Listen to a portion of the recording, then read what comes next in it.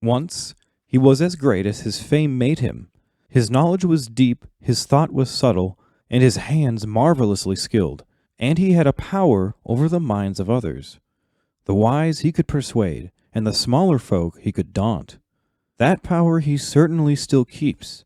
There are not many in Middle-earth that I should say were safe if they were left alone to talk with him, even now when he has suffered a defeat. Gandalf, Elrond, and Galadriel perhaps, now that his wickedness has been laid bare, but very few others.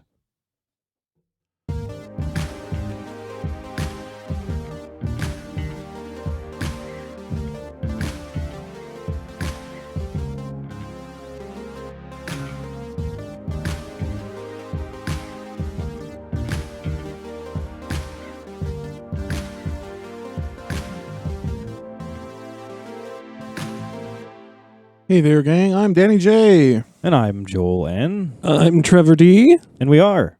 Keep on Tolkien. Yeah. Welcome back. Welcome to or welcome back. Yes, episode 80. 8-0. We are just trudging along, my friends, and thank you for joining us. Yeah, this is our part 3 of our trilogy, Assholes Through the Ages. That's right. Let's start off with our usual announcements. Don't forget to go check out the new merch store. That's keep-on-tolkien-podcast.tmail.com. Yeah, a lot of cool stuff on there, made by Trevor himself. Yay! Check it out. Yeah, it's pretty great. Yeah, we love it. Check it out, guys. So like we said, today is going to be part 3 of our Assholes Through the Ages trilogy. Today we're going to be covering the Third Age. Yeah. And who is our asshole of the Third Age? Saruman. I like saying it like it's the last name. Saruman. Saruman. What would his first name be? Many people know him George. as Saruman the White. Saruman the White. That's exactly. George Saruman? George Saruman. Yeah. Briefly, who is Saruman? So George Saruman is chief of the wizards who took up residence in Isengard famously. He was the head of the White Council that opposed Sauron. And he's known for betraying the free peoples of Middle-earth. A common theme. Theme that runs throughout this. Yeah. This trilogy, this particular trilogy. Let's get into some fun names. How about that? Yeah, so we've got Saruman, most people know him by. That's a Mannish translation of the Quenya name, his Quenya name, Kurumo. But in the real world, Saruman is actually in a dialect of Anglo-Saxon for man of skill or cunning. Nice. And we've also got Sharku, which just means old man. Yeah. That's black speech for old man. Good. And then we got Sharky, which is a Mannish translation of Sharku, of course.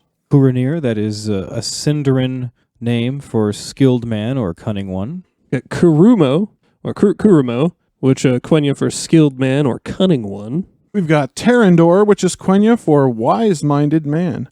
That guy took DBT. He's wise-minded. Wise-minded. People who took DBT therapy will get that joke. Then we've got some of his more generic titles. We've got Saruman the Wise, Saruman the White, Saruman of Many Colors, The White Wizard, the White Messenger, and Jailer of Mordor. There you go. He's a jailer. He's got a lot of names. A lot of names. Known as, a lot of things. Now, of all of our assholes in this trilogy, Saruman is going to be a little unique just because he's technically a Maiar. He's not just like a... Yeah, he's an angelic asshole. Yeah, he's not just like an elf or a man. He's on a different tier. He's on a whole other level of assholery. So let's get into his origins. He goes way back. Yeah, as a Maya, Saruman was created by Iluvatar before the music of the Ainur. In his early days in Valinor, he went by the name Kurumo or Terrandor. And like Sauron, he was a powerful Maya of Aule. After the Valar discovered the elves at Cuivienen, as you might remember, Kurumo was one of the 5 guardians sent to protect the elves from the forces of Melkor. Yeah, it was unclear how long he remained, or if he accompanied the Eldar throughout the entirety of that great journey westward, but he was one of their guardians for a while. And we have an excerpt here from The Nature of Middle-earth. Key dates by Danny. The Valar sent 5 guardians, great spirits of the Maiar, with Melian, the only woman in chief. These make 6. The others were Terrandor, later Saruman, Olorin, Gandalf, Hravendil, Radagast, and Palisendo and Hymenar. Hell yeah. Gotta throw out the 2 blue wizards always. Those are Well, some I don't know cool- if those are I don't know if they're the same as the Blue Wizards. They just Oh, named no. them that. Because I think if Okay. they were the Blue Wizards, they would say, they were the Blue Wizards. So I think these are 2 different. When I found that, that's what I assumed, that they were 2 different Maiar. Okay. I'm guessing you guys haven't seen those names anywhere else. No, that was my first time seeing those in the Nature of Middle-earth today. Okay, yeah, those are pretty. I mean, they're pretty cool names. Yeah, I had never seen Hravendil either, or Terrandor for that matter. Yeah, all these names are new. Check out that Nature of Middle-earth, guys. There's a lot of cool information in there. So, after the defeat of Morgoth, at the end of the First Age, the Valar grew concerned about the rising power of Sauron in Middle-earth. Yeah, in Valinor, a council was called by Manwë where it was decided to send Maiar as emissaries to Middle-earth to help the Free Peoples challenge Sauron. Well, the council likely met in the middle of the Second Age, shortly after the creation of the Rings of Power. And the council determined that these emissaries, who became known as the Istari or Wizards, should be, and I quote, mighty peers of Sauron, yet they should forego might and clothe themselves in flesh, so as to treat on equality and win the trust of elves and men. Yeah, they're supposed to be friendly characters. Yeah, not intimidating. Yeah, Curumo, who was sent to the council by Auli, volunteered to travel to Middle-earth as one of these new emissaries, and he was appointed the first of the Istari, the Wizards, and became chief of their order. We've got an excerpt here from the Unfinished Tales, the Istari, read by Trevor. Wizard is a translation of Quenya, Istar, Sindarin, Ithran, one of the members of an order, as they called it, claiming to possess and exhibiting eminent knowledge of the history and nature of the world. Yeah, so that's kind of the definition of a wizard in Tolkien there for you. Very cool. So even before arriving in Middle-earth, Curumo begrudged his fellow Istari. Already starting to display some assholish qualities. Right off the bat. Curumo was one of those who volunteered. Olorin, later known as Gandalf, was commanded to go by Manwë. Because he was afraid. We've talked about that before, right? He's afraid of Sauron. Right, he had understandable fear. Healthy fear, the dude. And it was from this point that Curumo began to be jealous of Olorin due to Varda's decision to insist on sending Olorin. Yeah, Curumo was also charged to take Eowendil, also known as Radagast, along with him to please Yavanna, and Curumo did not like this. Nope. So this also led to contempt for Radagast the Brown. I hate him too. He just fucking hates everybody. And the others who were chosen were Alatar and Palando, the 2 blue wizards. Yeah, I And wonder if all he was, together they make the 5 Istari. I wonder if he's cool with the blue wizards. Like that, like Half-Baked, remember? Fuck you. You're cool. Fuck you. You 2 are pretty cool. Yeah, you 2 are pretty cool. So, hold on. So we're saying that Radagast has 2 different names? He's called Eowendil here, but this quote up here was And then Hravdir too, Yeah. remember? Hravendil. Yeah, Hravendil or whatever, yeah. Man, I can't believe Tolkien would have more than 1 or 2 names for somebody. Crazy. That's so yeah, so weird. unheard of. That's so out of character. Out of character for him. Well, we have a good quote to at least sum up the Istar. We're going to have it from Joel. It's from the Unfinished Tales, the Istari.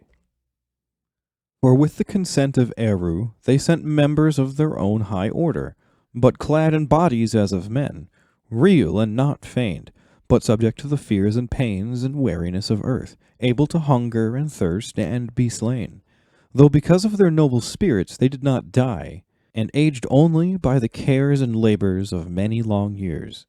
And this the Valar did, desiring to amend the error of old, especially that they attempted to guard and seclude the Eldar by their own might and glory fully revealed, whereas now their emissaries were forbidden to reveal themselves in forms of majesty, or to seek to rule the wills of men or elves by open display of power, but coming in shapes weak and humble, were bidden to advise and persuade men and elves to good, and to seek to unite and love and understand all those whom Sauron, should he come again, would endeavor to dominate and corrupt.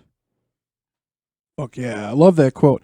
This is some like, I love this because of this really seemed like some hippie shit here. and we're going to be talking about hippies in Tolkien in the next episode we do, actually. That's right. Yeah. Stay tuned. We'll talk about that later. Stay tuned. But yeah, it says to seek to unite in love and understanding all those whom Sauron would come, if he should come again, would endeavor to dominate and corrupt. Yeah. All in love and understanding. Just bring people together to oppose Sauron. Yeah. Bring people together with peace, love, and understanding. That's some Yes. hippie shit. That's some hippie shit. Yeah, it's a good way to Tune in next week. bind people together, right? Yeah, exactly. Stand up against the man. Through- Solidarity is one of the themes of Tolkien. Right. Through positive things, good feelings. Yeah. Things that you want to have, not through fear. It's domination. So let's get into a little bit of Saruman's life in Middle-earth. So Saruman was the first of the 5 wizards to arrive in Middle-earth in about the year 1000 of the Third Age. We have a excerpt here from the Unfinished Tales, read by Danny. The first to come was one of noble mien and bearing.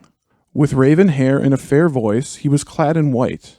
Great skill he had in works of hand, and he was regarded by well nigh all, even by the Eldar, as head of the order.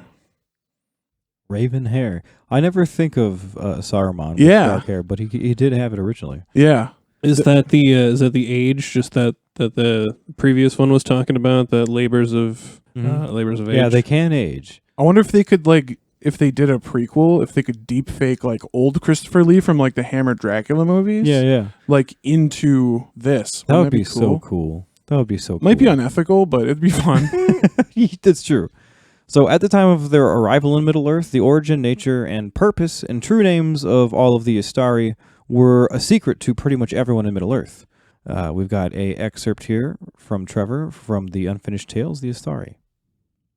They first appeared in Middle-earth about the year 1000 of the Third Age, but for long they went about in simple guise, as it were of men already old in years, but hale in body, travelers and wanderers, gaining knowledge of Middle-earth and all that dwelt therein, but revealing to none their powers and purposes. In that time men saw them seldom, and heeded them little, but as the shadow of Sauron became more active, and sought ever to contest the growth of the shadow, and to move elves and men to beware of their peril. Yeah. Be wary of that peril, guys.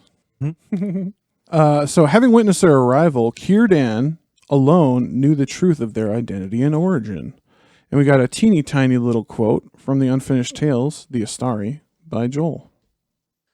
For they came from over the sea out of the uttermost west, though this was for long known only to Círdan, guardian of the Third Ring, master of the Grey Havens, who saw their landings upon the western shores. And that's Círdan the who? The shipwright. The motherfucking shipwright. Yeah. Who is Who is the what? Who is what? He's shafted. Yeah, all these callbacks right in a row, guys. That's why you love us, right? So Kurama would later discover that Círdan gave Narya the Red Ring to Olorin upon their first landing in Middle-earth. Even though Kuramo was immediately considered the head of the order, Círdan perceived that Olorin was the wisest and the greatest of the wizards. Ooh. Yeah, so Kurumo's jealousy of Olorin only grew stronger after this point. And it could even be because he may have feared that maybe one day Olorin would take his place as chief of the wizards. Yeah. We've got an excerpt here from the Unfinished Tales from Danny.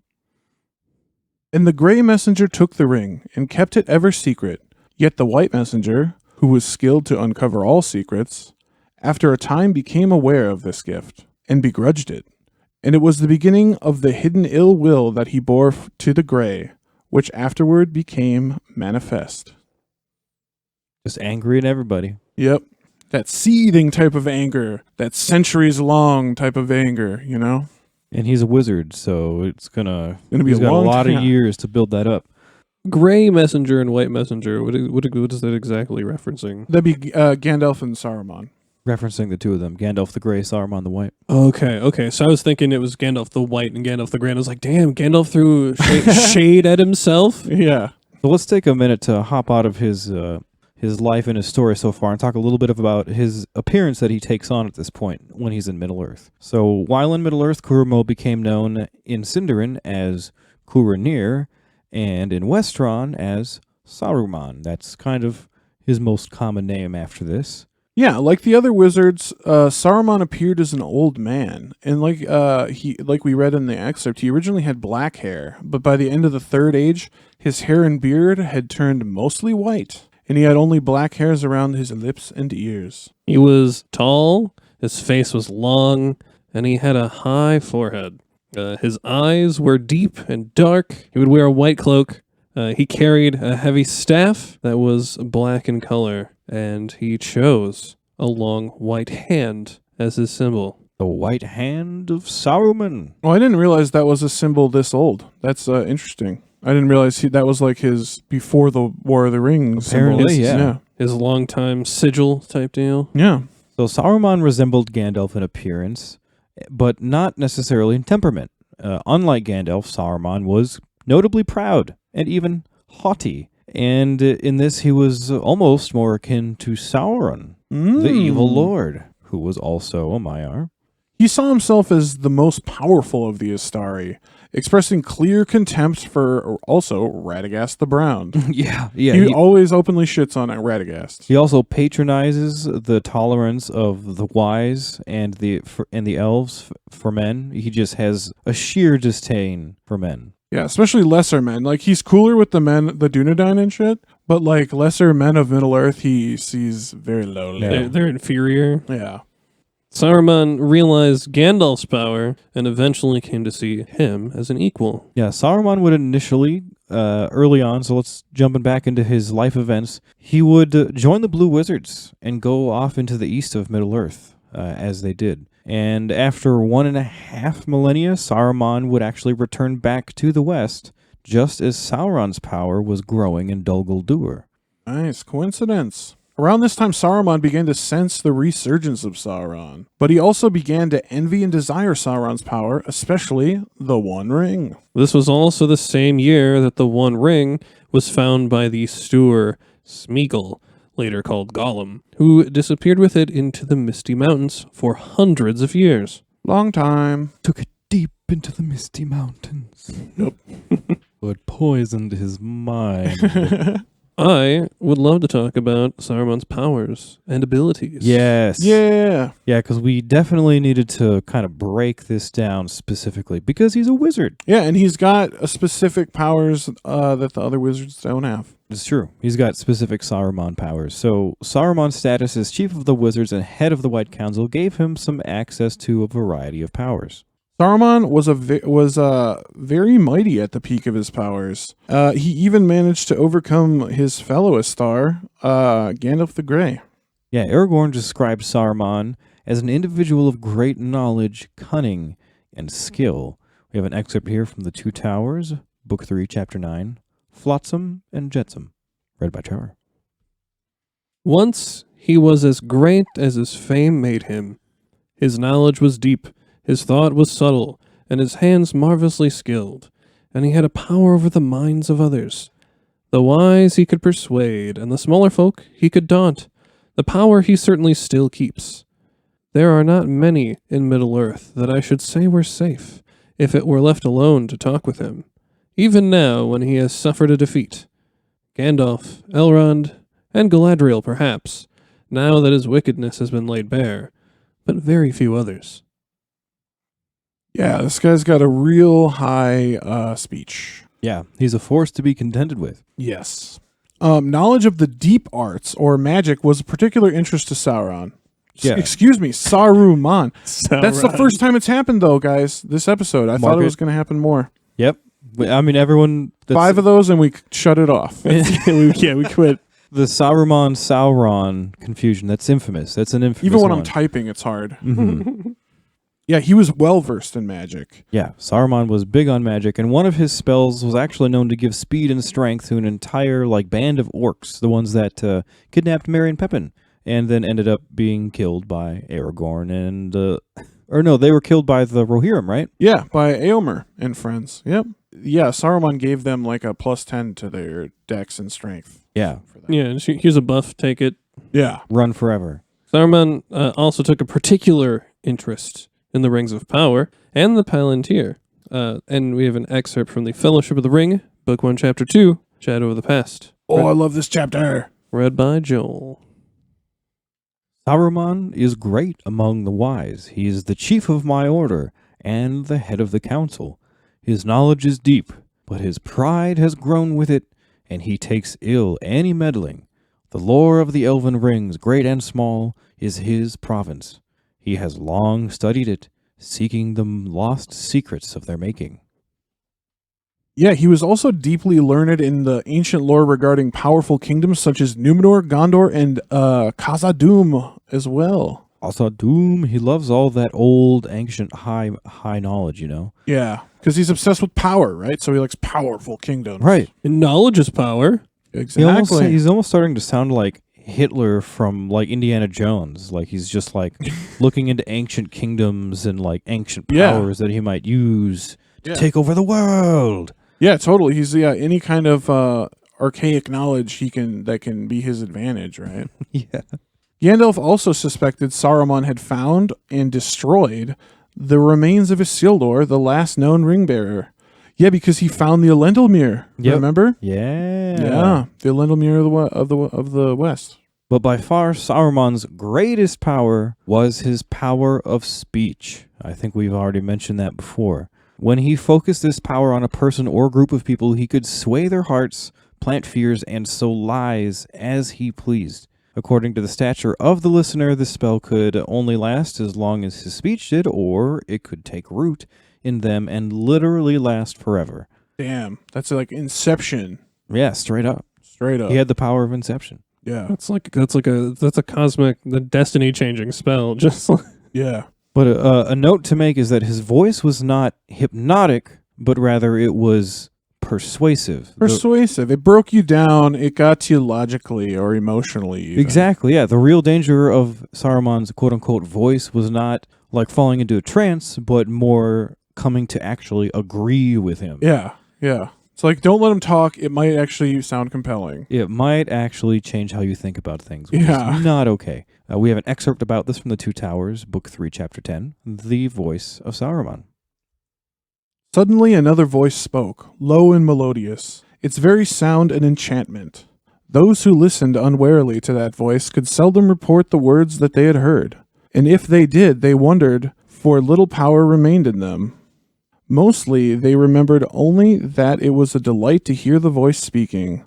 All that it said seemed wise and reasonable, and desire awoke in them by swift agreement to seem wise themselves.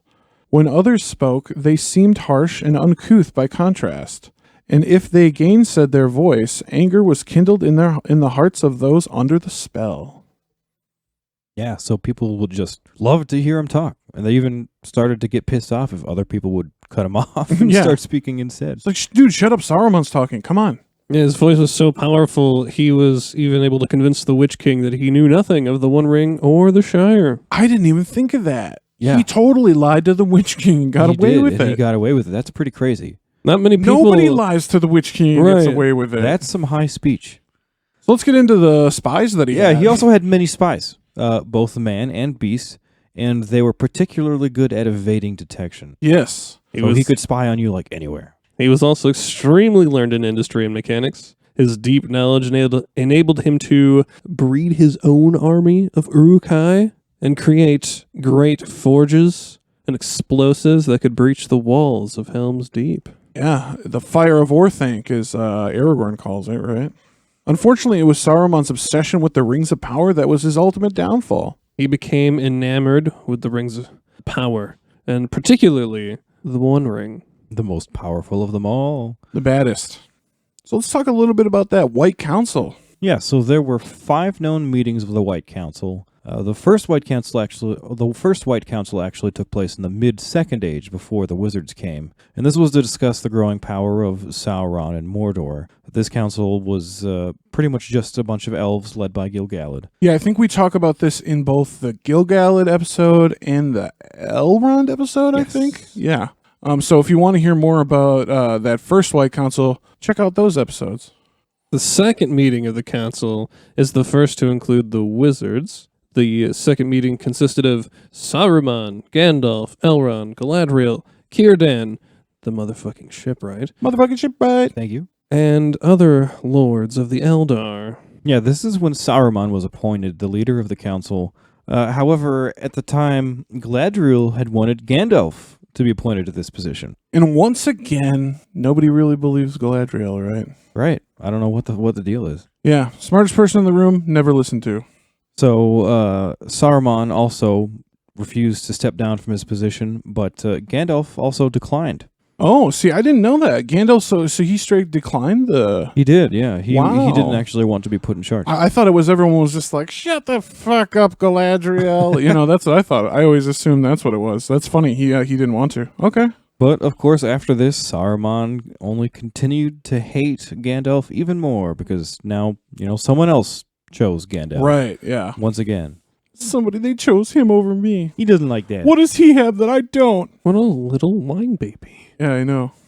So in the year 2759 of the Third Age, this is when Saruman settles in Isengard with the permission of the current steward of Gondor, Beren. Yeah, Baron of the House of Hur, or Hurin, excuse me. We figured this would be a great time to take a moment and talk about Isengard itself, because Isengard is a really cool place. Yeah, what is Isengard? We also didn't we also just recently say that it probably should be Isengard? Isengard, yes. Yeah, because Robert Shaw in the Silmarillion, in the Third Age section, Mm-hmm. he straight up says Isengard, and I was always like, is he mispronouncing it, or is everyone else mispronouncing it? And I'm kind of going toward Isengard these days. I don't know, though. What do you guys think? Hit us up, let us know. Is it Isengard? Is it Isengard? Hell yeah, let us know. I think both sound pretty good. Yeah, I kind of like Isengard. That sounds kind of cool. But for details on Isengard, we have a lengthy excerpt here for you from The Two Towers, Book 3, Chapter 8, The Road to Isengard, read by our very own Trevor. Rubber. Beneath the mountain's arm, within the wizard's vale, through years uncounted, had stood that ancient place that men called Isengard. Partly it was shaped in the making of the mountains, but mighty works of men of Westerness had wrought there of old. This was its fashion, while Saruman was at its height. A great ring wall of stone, like towering cliffs, stood out from the shelter of the mountainside, from which it ran and then returned again. One entrance only was there made in it, a great arch, delved in the southern wall. There, through the black rock, a long tunnel had been hewn, closed at either end with mighty doors of iron. One who passed in, and came at length out of the echoing tunnel, beheld a plain, a great circle, somewhat hallowed, like a vast, shallow bowl. A mile it measured from rim to rim. Once it had been filled with avenues and groves of fruitful trees, watered by streams that flowed from the mountains to a lake. But no green thing grew there in the latter days of Saruman. Many houses there were, chambers, halls, and passages, cut and tunneled back into the walls upon their inner side, so that all the open circle was overlooked by countless windows and dark doors. Thousands could dwell there, workers, servants, slaves, and warriors, with great store of arms. Wolves were fed and stabled in deep pens beneath. Isengard had shafts that ran down many slopes, and spiral stairs to caverns far under. There, Saruman had treasuries, storehouses, armories, smithies, and great furnaces. Iron wheels revolved there endlessly, and hammers thudded. At night, plumes of vapor steamed from the vents, lit from beneath with red light, or blue, or venomous green. Ooh. Spooky. Yeah, they don't really, in the movie, they don't really show that Isengard is like a city. Yeah, it's huge. It is especially on the surface. It's like a self-sufficient city. It's Yeah. crazy. It's super cool. It's super fortified. It's almost, reading that description again, it almost seems slightly Gondolin inspired. Yeah, I mean, these are the men of within Western the Ring of Stone, Yeah. with one way in, one way out, Yeah, kind of, yeah. and in a bowl with a big tower in the middle. Yeah, and holy shit. It's a mini little Gondolin, an ode to Gondolin by the ode to Numenorians. Gondolin. Yeah. I like that. That's some Tolkieneering. So Saruman was allowed to be the quote-unquote warden of the tower and the representative of the current steward of Gondor. And at this point, the stronghold had essentially been more or less abandoned by Gondor. It was just kind of empty. Yeah, this was in the waning years of Gondor Mhm. when things weren't going so great under the stewards. They definitely couldn't people and man the tower anymore. No, they were running low on bodies. Yeah, and Saruman there became an important informal alliance defending the west of Middle-earth. In Orthanc, he came upon the Orthanc Stone, one of the 7 seeing stones, but he kept it secret, particularly from the White Council. Dick. He would later betray the council through his use of it. Yeah, those Palantir, they're always... Everyone's getting up to no good with those, I feel like. Yeah. I wish we could just go back to the days when the fucking Numenorians were peacefully using them as Feanorian FaceTime. Yeah, they're just talking. Now people are... Feanorian FaceTime. Yeah. That was our term for, Feanorian FaceTime. Trevor's never heard it. That's funny. But yeah, I just like the days when it could have been used for good and for cool shit rather than like corrupting people from afar. Right. Well, in the Third Age, 2851, the White Council met for a 3rd time, and Gandalf revealed that the evil presence in Dol Guldur was indeed Sauron, and that he had returned and urged an attack there. Saruman, however, believed that Sauron would be useful in his own quest. By allowing Sauron to build up his strength, the One Ring would likely reveal itself. So Saruman hoped to have sufficient strength to seize the ring first. Not if I do it first. So with this strategy in mind, Saruman actually overruled Gandalf at this time, and it soon became clear after this that Saruman desired to possess the One Ring himself. Yeah, this is when Gandalf is kind of like, Yeah, this is kind of the first hint. Mm-hmm. So in the Third Age, 2941, the White Council meets for the 4th time, and at this council, Saruman finally consents to an attack on Dol Guldur against Sauron. Essentially, this time, it was strategically advantageous for Saruman, so he let it happen. And after that attack, that's when Sauron retreats from Dol Guldur to Mordor. Yeah, kicked him on out of there. Get up on out of there. Was Dol Guldur ruled by the Numenorians too? I think that was an Elvish stronghold. Was it Elvish stronghold? If I remember right. Yeah, I think you might be right. Well, finally, in 2953, the White Council gathered for a 5th time. At this meeting, the council was to debate the Rings of Power. Yes, this is the one during The Hobbit, correct? I believe so. 2953. Yeah, that sounds right. So Saruman quieted the council, claiming to have knowledge that the One Ring was lost forever in the great sea of Belagar. Yeah, it was during this meeting that Saruman also first noticed Gandalf's interest in hobbits and the Shire. Believing that all of Gandalf's deeds related to some secret plan of his for self-enhancement, Saruman began keeping a closer eye on Gandalf and set spies to Bree and to the Shire to report on all of his movements. He wanted to know what he was up to. Yeah, he's one of these people that's like so evil and paranoid that they can't fathom that other people aren't evil and paranoid. Right, yeah. You know, because he's like, Gandalf must be trying to get a leg up on me because everyone wants to dominate everybody, right? Everyone wants to be me and have my position. Yeah. Yeah, amongst the purposes of these spies was also to procure some of the halflings' pipeweed, which Saruman had begun to smoke in secret imitation of Gandalf, for which he would publicly shame Gandalf. He does, yeah, and we're going to talk about that next week. What a hypocrite. Yeah, for more information on the pipeweed and the culture around that, tune in for episode 81. Yeah, 81. Tolkien on drugs. So following their final meeting and the death of the steward of Gondor at the time, Turgon, this is when Saruman took full control of Isengard as his own, and he fortified it. And as Lord of Isengard, Saruman began to bring trouble to nearby Rohan by essentially aiding some of Rohan's enemies. Yeah, there had already been a insurgency in Rohan with the Dunlendings, right? Mm-hmm. And they kind of fueled that fire. Yes. Yeah. Yes. But at this point, the rest of the White Council was pretty much already suspicious of Saruman. And Aragorn even tried to advise the steward Ecthelion II not to trust Saruman for any help at all. No shit. Sauron. Yeah. No shit, really? Yes, sir. That's crazy. I did not friggin' know that. That's awesome. So, Aragorn, even at that point, when Ecthelion was the fucking that's steward. That's Denethor's dad, right? Yeah, that's Denethor's dad. So this is in the Thorngil years. Yeah, this is Thorngil years. Yeah, dude. Already suspecting Saruman. Yeah, in the Thorngil years. Aragorn's got that good sense. He's got that good sense about I him. love Aragorn. He's my favorite character in the Lord of the Rings. Man, he's a ranger, which means he's good at hunting, and I guess he's good at hunting out your fucking alignment. Yeah, I guess. I guess so.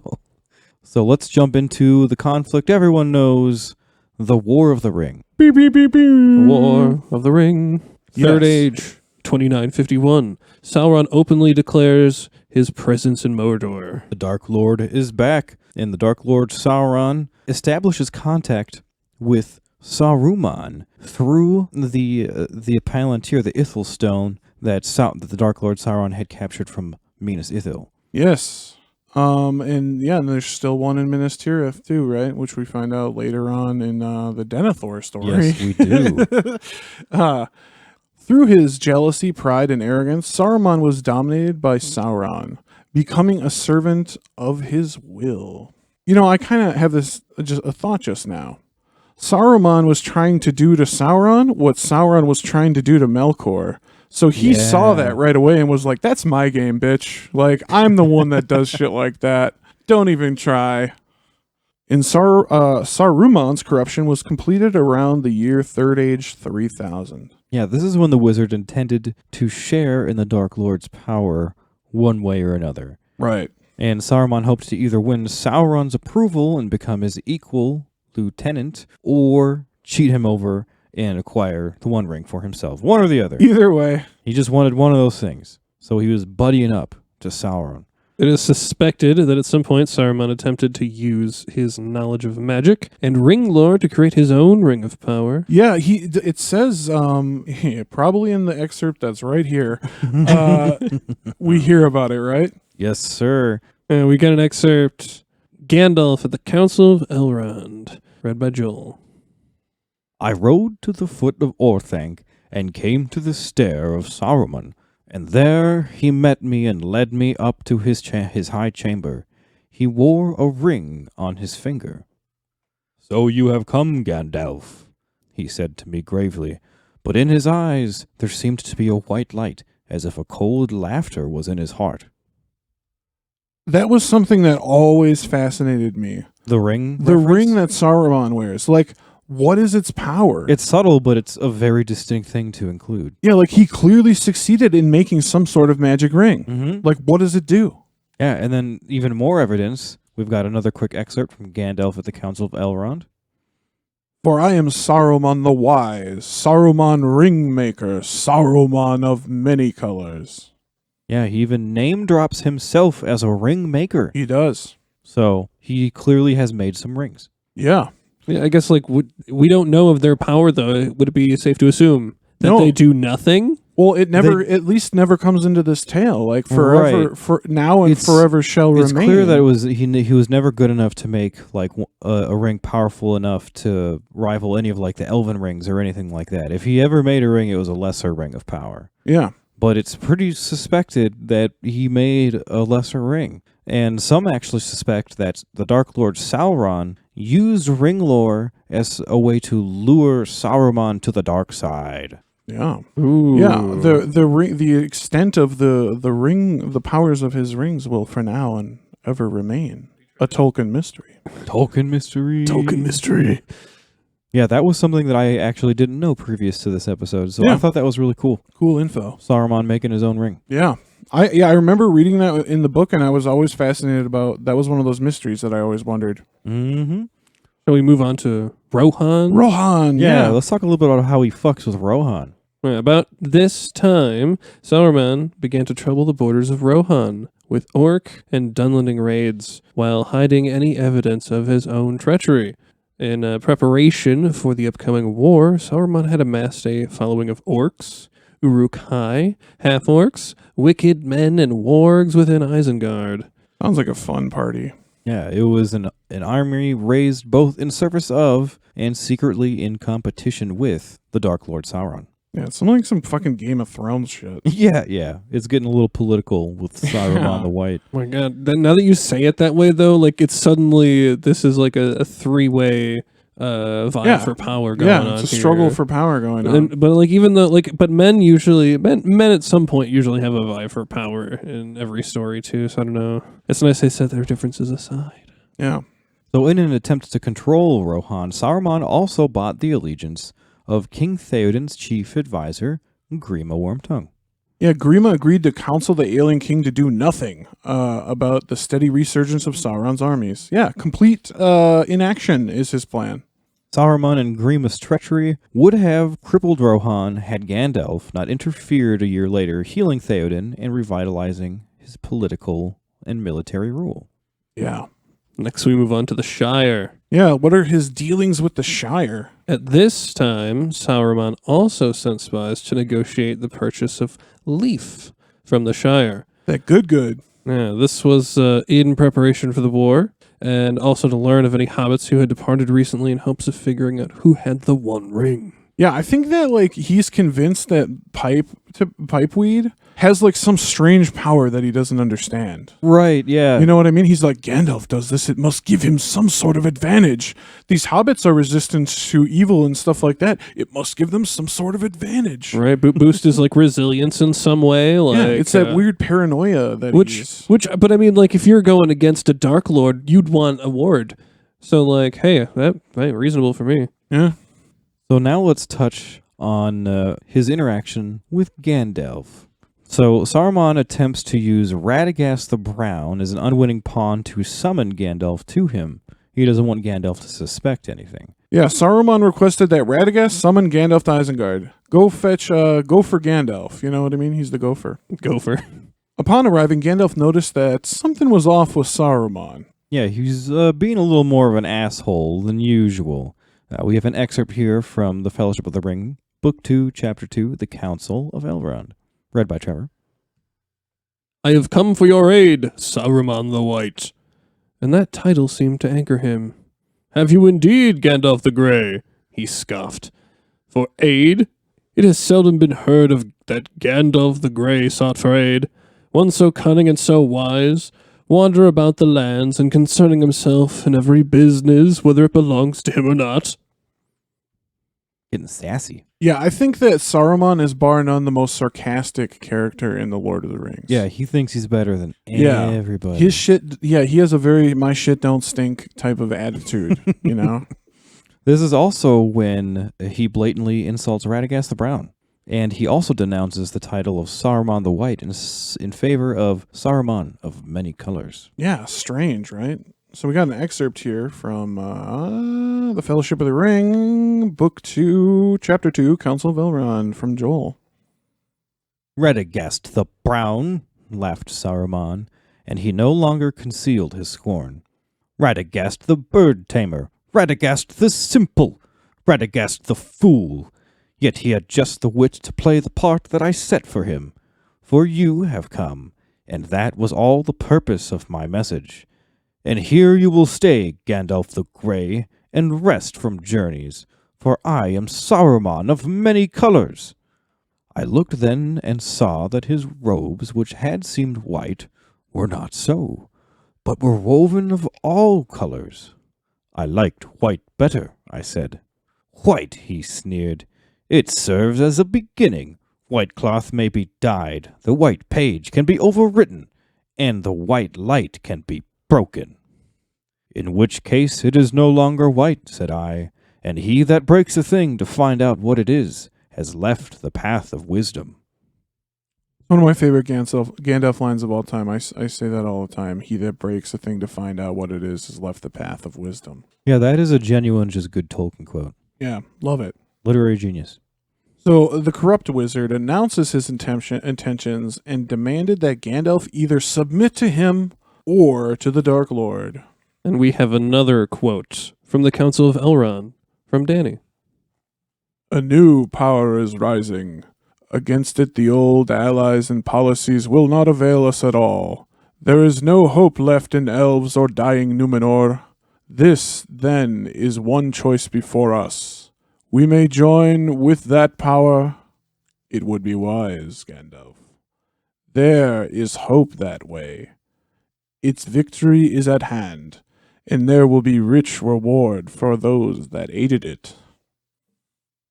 So Gandalf refused both choices, and he also would not inform Saruman of the whereabouts of the One Ring. So he's just not giving in to anything. No. And in return, Saruman, as we know, imprisons Gandalf on the top of the Tower of Orthanc. I wonder if it's hard to breathe up there. I mean, I don't think it's that high up there, but it's definitely cold and windy up there. It's definitely Oh, cold yeah. and windy. Yeah. So from the pinnacle of the tower, Gandalf could see that Saruman was gathering hordes of orcs and wolves in all of his pits and forges. And we have a quote here, also from the Council of Elrond, read by Trevor. They took me and they set me alone on the pinnacle of Orthanc, in the place where Saruman was accustomed to watch the stars. There is no descent save by a narrow stair of many thousand steps, and the valley below seems far away. I looked on it and saw that, where it had been once green and fair, it was now filled with pits and forges.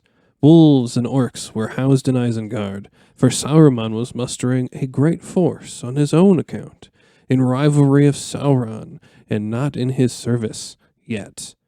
Over all his works a dark smoke hung, and wrapped itself about the sides of Orthanc.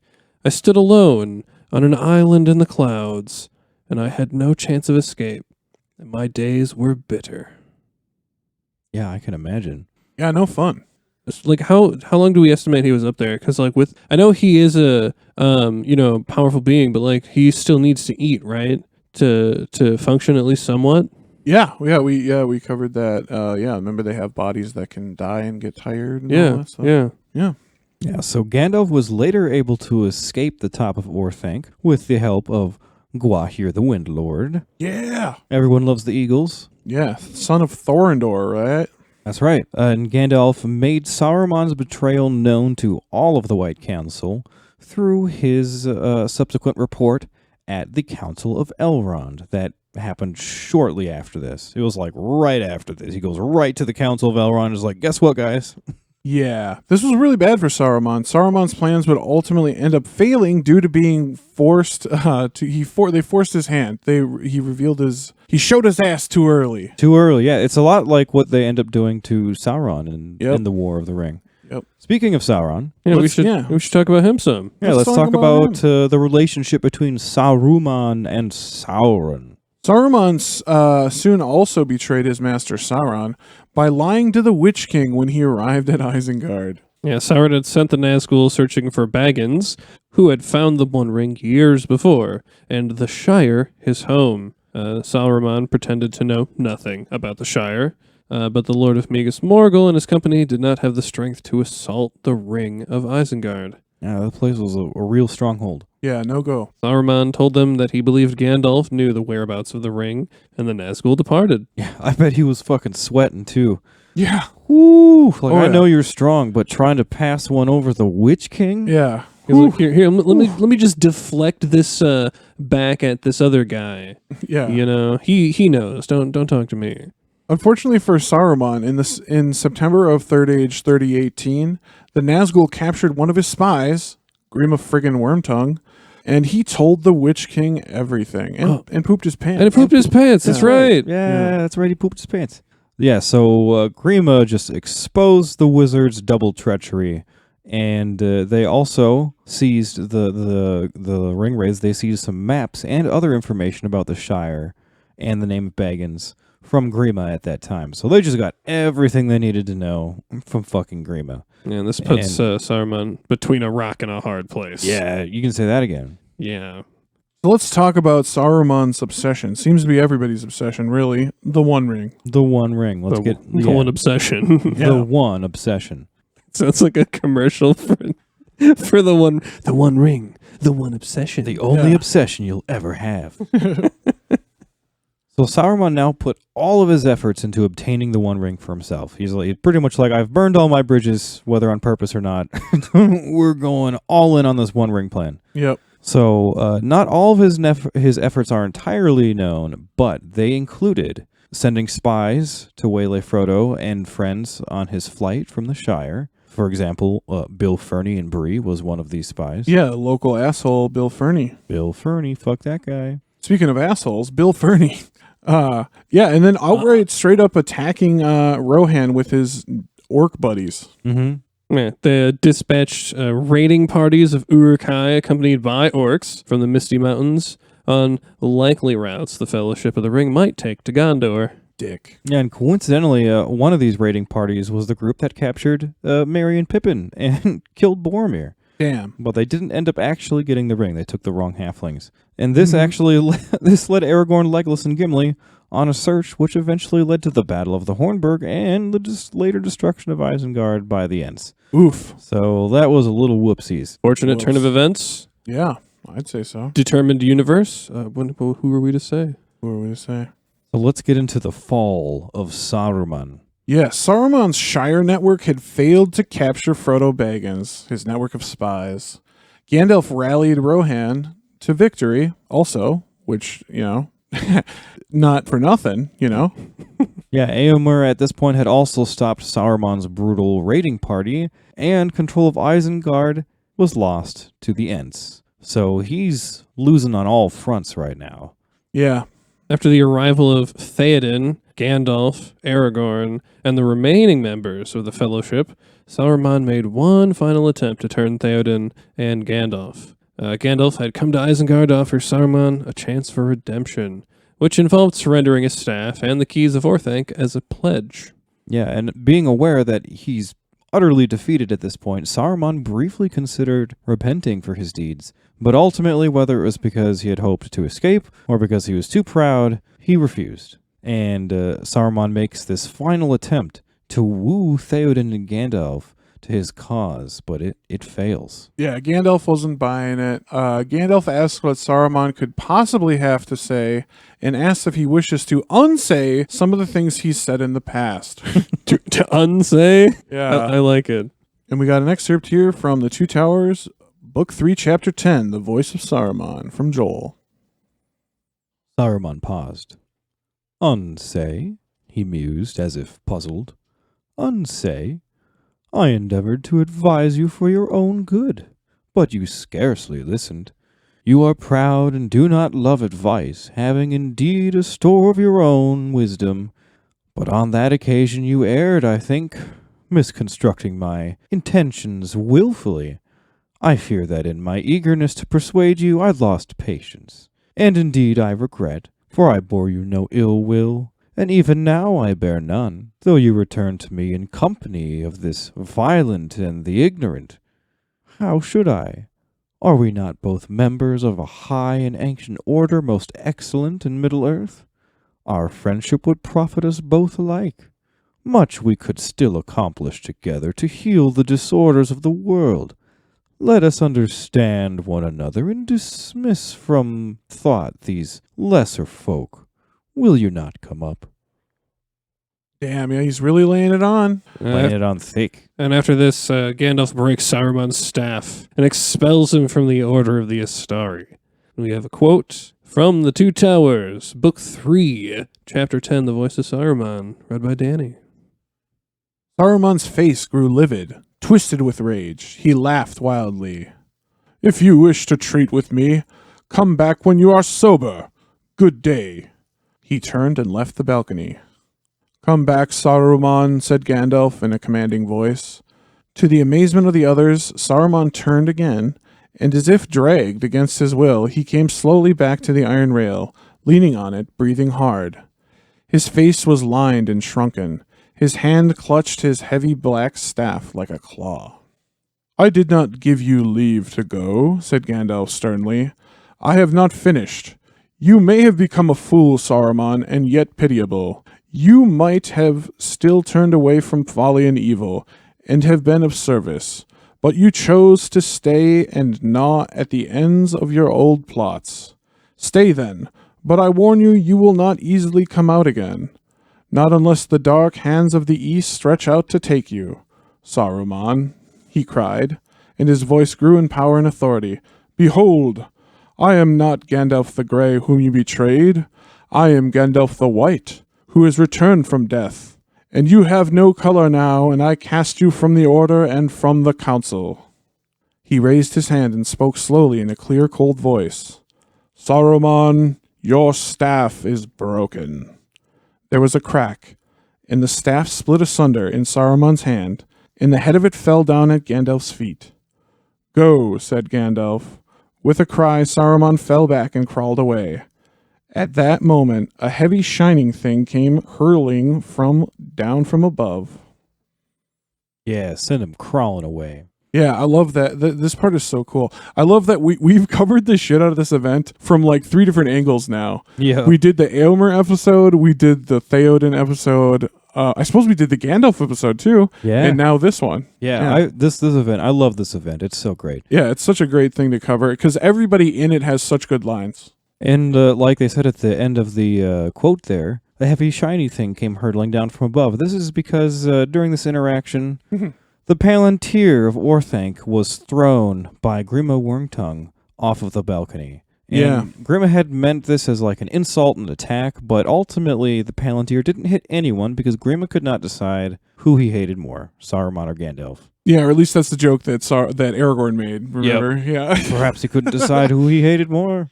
Yeah, Saruman now found himself confined to Orthanc, with his servants either scattered or killed. Left out of the final stages of the War of the Ring, Saruman eventually managed to use his voice to persuade the Ents to let him and Grima leave Isengard. Yeah, I love how in the theatrical cuts of the movie, they just, we never find out what happens to Saruman. Yeah, they never address it. He He's just is like stuck up locked in the his tower, forever. and then, we just never fucking hear from him again. So only after he met the condition of handing over the keys of Orthanc was he allowed to leave. So the Ents were at least able to get that out of him. But otherwise, he was able to use his voice to get out of there. Yep. So on August 28th, on their way to the northern lands of Dunland, Saruman and Grima were confronted by Gandalf, Celeborn, Galadriel, and the hobbits on their way back from, I think it was on their way back from Aragorn's coronation, right? I think so. I think that would be around the same time, yeah. And at this time, they're pretty beat up. Saruman and Grima pretty much appear to be traveling beggars. Yeah, Saruman kicked Grima while he's on the ground to move on, and Grima exclaimed how he hated his master. And Gandalf tells Grima that he is free to leave Saruman.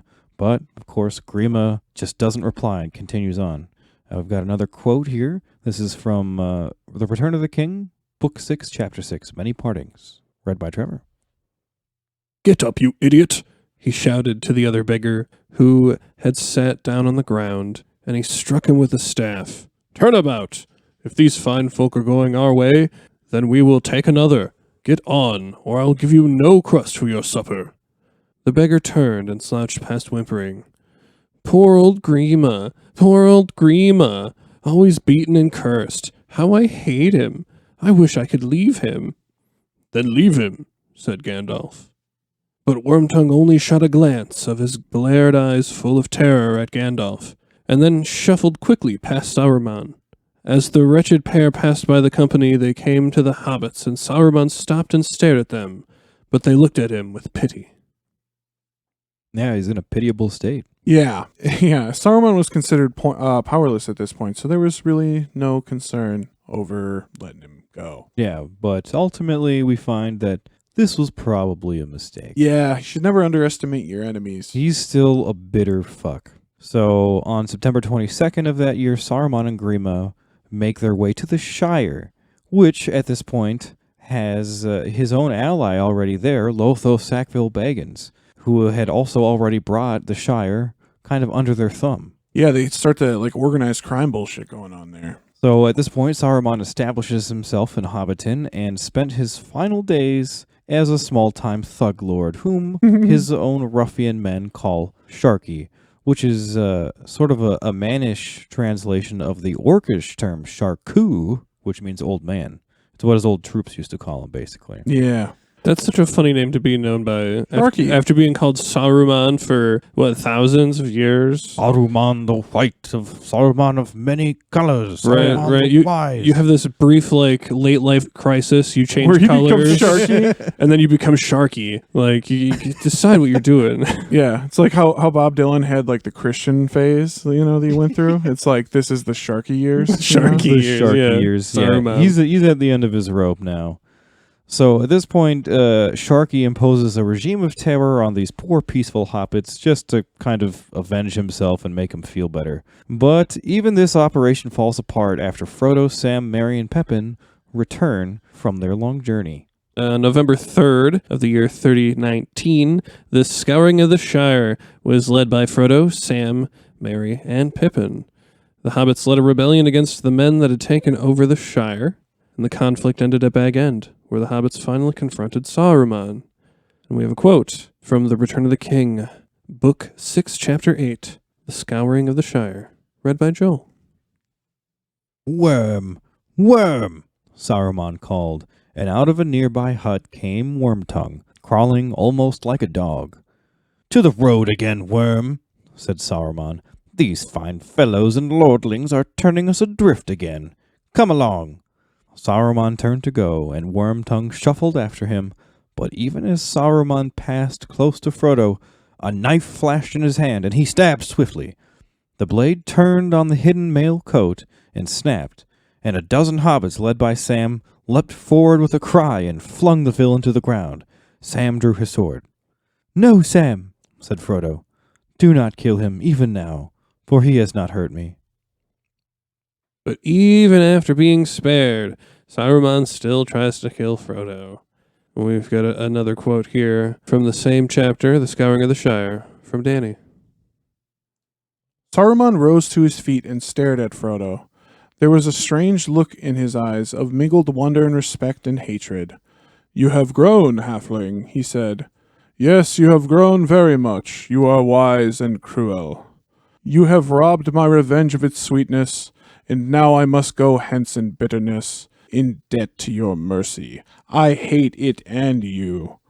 Well, I go, and I will trouble you no more. But do not expect me to wish you health and long life. You will have neither. But that is not my doing. I merely foretell." But then Saruman goes a little too far while he antagonizes Grima, and Grima freaks out, pulls out a knife, and attacks. And we have a quote here from the same chapter, The Scouring of the Shire, read by Trevor. A look of wild hatred came into Wormtongue's red eyes. "You told me to. You made me do it," he hissed. Saruman laughed.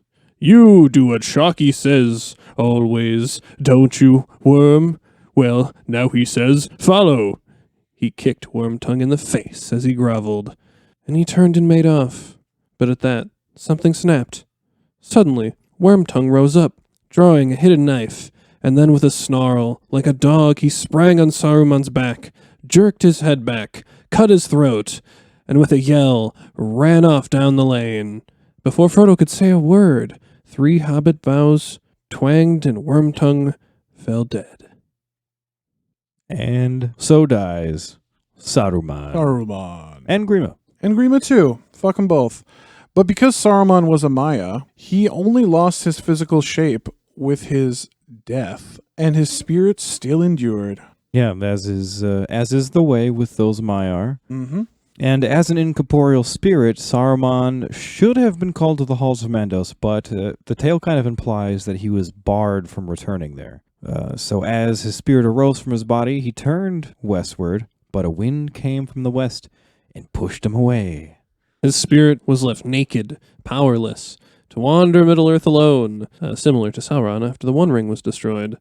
And we've got a nice short quote here from The Unfinished Tales, Part 4, The Astari, read by Joel. Whereas Curanir was cast down and utterly humbled, and perished at last by the hand of an oppressive slave, and his spirit went whithersoever it was doomed to go, and to Middle-earth, whether naked or embodied, came never back. Yeah, fuck that. Yeah, so his soul's just out wandering the world somewhere, all alone. Fart in the wind. Fart in the wind. And that's really the end of Saruman. Yeah, that's it. I'm sorry, you saying fart in the wind is like, can you just imagine in like a couple of thousand years, people are just chilling in Middle-earth? And you're just like, did you smell that? And there's like urban legends or myths or shit When about the fart like comes by, when you smell the fart of Sauron. Yeah. It's just like some. Be careful when you go to the Misty Mountains. You may encounter the fart of Saruman. Do you smell fucking black licorice and weed res? Oh, it's gross. Ugh. Oh, A little fun fact, there's actually an asteroid named after Saruman. It's asteroid 418532 Saruman.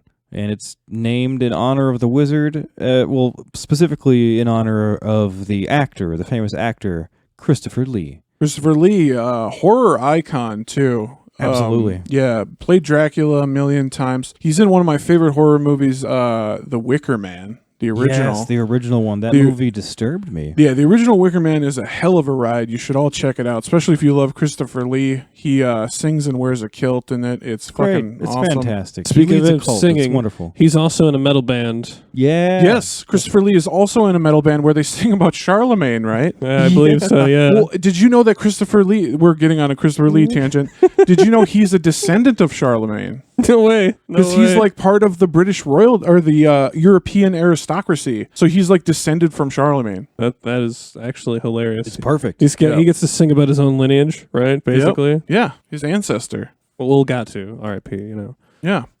Well, now, actually, guys, we have another one of these little fun bits for you. This one is fun. It's a 3-way collaboration. Story by me and Trevor, and then dialogue by me and Joe Vasky, our friend and longtime collaborator. And this is a kind of a what if Saruman and Wormtongue didn't die in the Shire, what might have happened to them after the war? Enjoy. Submitted for your approval. This is the tale of an alternate outcome of the War of the Ring. What if Saruman was not killed, but captured, and made to stand trial for war crimes? The following is an account of the court proceedings. All rise for the Honorable Judge Mandels. The court is now in session. Thank you, bailiff. Now, Saruman, you stand accused of war crimes, crimes against humanity, crimes against elves, crimes against dwarves, crimes against ants and the trees themselves, and so on and so forth. And This circus of a court has the audacity to bring such claims against me, Saruman. order! And the list goes on like this for quite some time. Oh, and building quite a sophisticated pipeweed empire. Just then, a random hobbit stood up. The courtroom was full of angry hobbit faces. They sat with their arms crossed, looking very grim. That's right. Took all of our old Toby, he did. And what's worse, the ruffians took up all of our taters. Order in the court! We haven't mentioned the charges against the taters, but it is in there. Now, Saruman, let the record show that you have rejected the public defender and plan to represent yourself. Ha! As if anyone else had the constitution to do so, and opposing arguments made by Gandalf the Fool, or should I say, Gandalf the Late. Where is the prosecution? Bailiff? I am here, your honor. A wizard is never late, Saruman, nor is he early, but hears eyes precisely when he means to, and so forth. Yes, yes. We have heard that all before, Gandalf. Present your opening argument. Free peoples of Arda, we are here to try one of the most nefarious traitors this age of the world. They haven't said anything about the taters. We want justice. Justice for taters. And we shall have justice, good hobbit. From the taters to the genocide, ye will answer for all. Allow me to call my first witness. Come forth, Grima Wormtongue. Grima Wormtongue entered the courtroom. They looked small and pathetic as they slowly moved to the stand. Grima, please state your full name for the record. Grima Wormtongue, son of Galmud. And what was your relationship with Saruman, the defendant? I was his, partner. Ah, partner. Little more than a dog to me, you mere worm. I will have order in this court. Now, Grima, you have been granted immunity in exchange for your testimony. Now tell us all, truthfully. Grima, are you alright? He hurt me. He's just so fucking mean. Like, I don't even know what's wrong with him. Being mean to someone like you is not a crime, Grima. Talk about the allegations. This one time, I made him a birthday cake, right? And he tasted it, then he said it tasted like orc shit. It very well might have, Grima. This is not what we need to hear about. What about the building of orc armies, searching for the ring, his league with Sauron, the invasion of Rohan? This guy has done loads of awful stuff, Grima. Can't you say anything about that? This one time, he sent me to the Shire to buy some pipeweed. And I went all the way to the Shire. And when I got back, he said he wanted the stuff from Bree, 'cause it's better. Get a hold of yourself, Grima. Grima was a complete mess. Tears streamed down his face as he blubbered on the stand. Gandalf was disgusted. Good grief. All right, Grima. That's enough from you. Get off the stand. Your Honor, I call my next witness to the stand. And who is your next witness? I call Gandalf the Grey to the stand. That's him.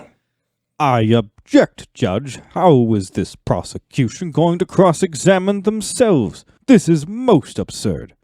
I call Gandalf the Grey to the stand. I am Gandalf the White. Two totally different people. I'll allow it. Proceed, Counselor. Thank you, Your Honor. I will proceed with questioning. Gandalf then pulled out a pointy gray hat and put it on his head. He sat down on the stand. A change came over him, and he had a goofy smile on his face. He would stand when Gandalf the White, and put on the hat and sat as Gandalf the Grey. He spoke in two slightly different voices. It's a very strange sight to see. Now will the witness please state their name for the record? Well, you see, I've got a lot of names. Mithrandir, Tharkun, Incanis, and take your pick. Are you the wizard known as Gandalf the Grey? Who? Me? Oh, yeah. Sometimes they call me that. Yeah, man. This is outrageous. The witness is clearly intoxicated. Wait, does that mean that the prosecution is drunk as well? Mistrial! Your Honor, even if this witness were intoxicated, he is Gandalf the Grey, and I am Gandalf the White. Wait, what? That makes no sense. Judge, this man is drunk. Your Honor, to say I was sober would be dubious, but I am definitely not drunk. Absurd. He is wasted, Judge. What kind of kangaroo court is this? Order! I'll allow it. Proceed, Counselor. Thank you, Your Honor. Now, Gandalf the Grey, what was your relationship with the defendant?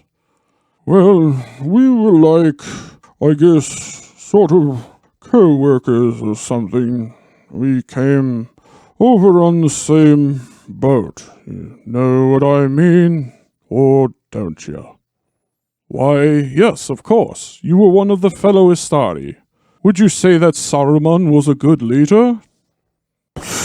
Yeah, you know what? He was all right for a while, but then war crimes and shit. Of course, war crimes and shit. Can you tell me any more about the war crimes? No, honestly, man, I don't know. What do you mean? I'm not feeling so good, man. Wait, what? Gandalf, no! I'm gonna Ralph. All right, this is going nowhere. Witness dismissed. Judge, the defense requests recess until the prosecution can sober up. Request denied. Counselor, are you able to proceed without vomiting? Gandalf stood up and took off the hat. Barf was running down the stand, and there was a horrible stench in the courtroom. Gandalf still had puke in his beard. I am sorry, Your Honor, but that wasn't me. That was Gandalf the Grey. Good grief. Just then, another angry hobbit stood and shouted. Fuck this shit. Hang him. Justice for the traitors. Now all of the hobbits stood and started chanting. There was chaos in the courtroom. Justice for the traitors! Justice for the traitors! Justice for the traitors! Bailiff, remove these hobbits. I hold them in contempt. Suddenly, the room was filled with Maiar with handcuffs. They took the hobbits roughly out of the courtroom. Judge, this is ridiculous. This trial is a disgrace. For once, I agree with you, Saruman.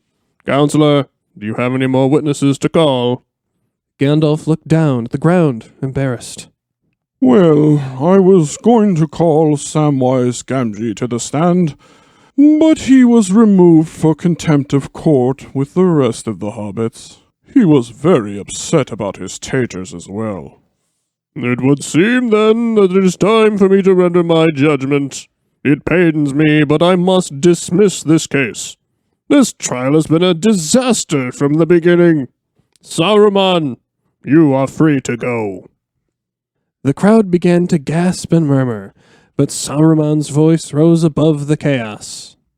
Fools, all of you, you thought you had me beat. Ha! But alas, by your own folly I go free. Justice for the traitors! Justice for the traitors! Justice for the traitors! Bailiff, clear this courtroom. This courtroom owes an apology, Mandos. This court owes an apology. And just like that, it was over. The justice system failed yet again, and Saruman went free.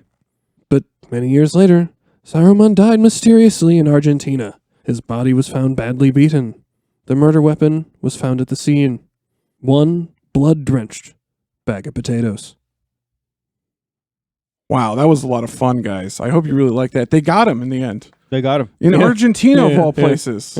Weird. The taters coming Yeah. back to haunt you. Yeah. Nuts that they only needed one bag of potatoes. Don't fuck with those taters. Don't disrespect. Yeah.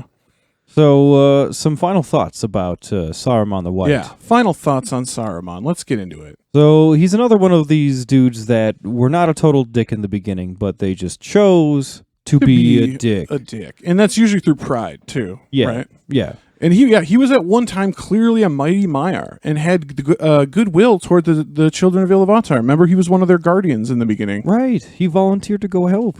Yeah, I mean, he was chosen for an important deed, but ultimately, as we see all the time, pride became his master. Yeah, he eventually caved and gave into evil because of this very pride. And Sauron was too powerful for him to resist. And we have a quick final excerpt here from the Unfinished Tales, the Astari, read by Danny. And Curanir, Saruman the White, fell from his high errand, and becoming proud and impatient and enamored of power, sought to have his own will by force, and to oust Sauron. But he was ensnared by that dark spirit, mightier than he. Yeah, I don't know. I feel like this sort of points like you're saying that he's like nice in the beginning. Yeah. But he eventually becomes evil. Like so many of our assholes and our assholes throughout the Ages trilogy. Right, right. It almost kind of feels like potentially he's a product of his environment. Because, like, he starts off real nice, right, with all the good people, and then eventually he's neighbors with Sauron and kind of becomes an evil asshole. I mean, I think, like, I don't know if I'd say he's a product of his environment. I mean, he kind of is. But he didn't have to be as big of a dick as he was. Like, he has some real personality flaws, like pride. He did display the pride very early on. And also paranoia is one of the big ones I get super heavily from Saruman, is fucking paranoia. Pride and paranoia. Yeah, this guy's paranoid as shit. I feel like those could kind of go hand in hand pretty easily too, right? Like, Yeah, definitely. Of course. Like if you have pride that you're better than everyone, you're also worried that anyone could be better than you. Yeah, heavy lieth the crown. Right? Yeah. Right. Like it's almost like Saruman is he starts off like totally good alignment, and then he slowly like slips towards the dark like every single moment of his existence, and eventually ends there. He did show some characteristics of jealousy and contempt. Yes, jealousy, envy.